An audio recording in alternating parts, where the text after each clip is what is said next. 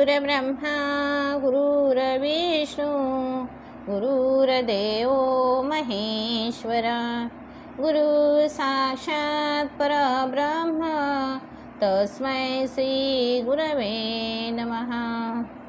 श्री स्वामी समर्थ, श्री स्वामी समर्थ, श्री स्वामी समर्थ। सतत सत्कर्म करीत राहावे, नाहीतर एक चुकीचे कर्म तुमच्या 99 चांगल्या कर्मावर पाणी फिरवते। पहा, ही कथा आहे महाभारतातील। कर्ण चारित्र्यवान दानशूर होता, तितकाच तो प्रजेसाठी सतत जागृत होता। त्याच्या दारी आलेल्याला कधीही त्याने रिकाम्या हाताने पाठवलं नव्हतं। प्रसंगी अगदी स्वतःची कवचकुंडले सुद्धा रूप बदलून आलेल्या इंद्राला देऊन टाकली होती। इतकं सगळं असताना शेवटच्या महायुद्धात कृष्णाने अर्जुनाकरवी कर्णाला पाठीमागून बाण मारायला लावून मारले।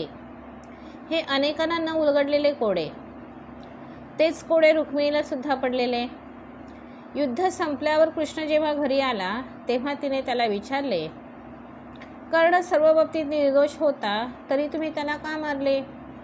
त्यावर कृष्णाने सांगितले की नक्कीच कर्ण दानशूर होता, चारित्र्य संपन्न होता, याचकाला कधीही त्याने विद्मुख पाठविले नाही। अशी अनेक चांगली कर्मे त्याने केली।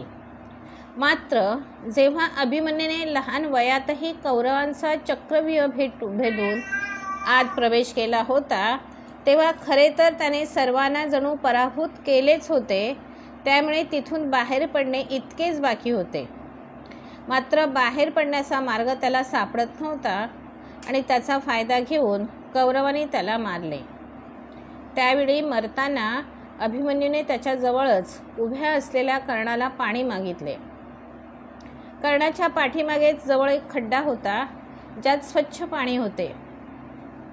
मात्र तिथले पाणी आणून अभिमन्यूला दिले तर दुर्योधनाला वाईट वाटेल, त्याला ते आवडणार नाही असे समजून कर्णाने पाणी दिले नाही।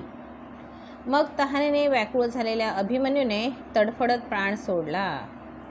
त्यामुळे कर्णाने आयुष्यभर केलेल्या सर्व चांगल्या कर्मावर पाणी फिरले। त्यामुळे कर्म परत येतेच। याप्रमाणे नंतरच्या महायुद्धात कर्णाच्या रथाचे चाक त्याच खड्ड्यात अडकले जिथे पाणी साठले होते, जे कर्णाने अभिमन्यूला पाजले नाही।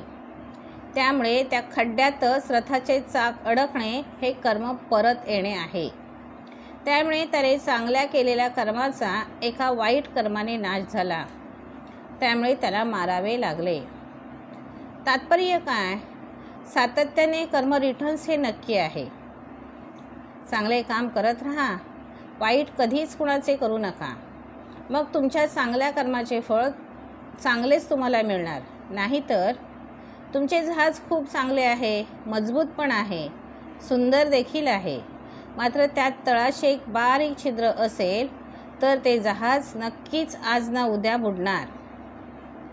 म्हणून लक्षात ठेवा, एक वाईट काम सगळ्या चांगल्या कामावर बोळा फिरवते। श्री स्वामी समर्थ, श्री स्वामी समर्थ, श्री स्वामी समर्थ।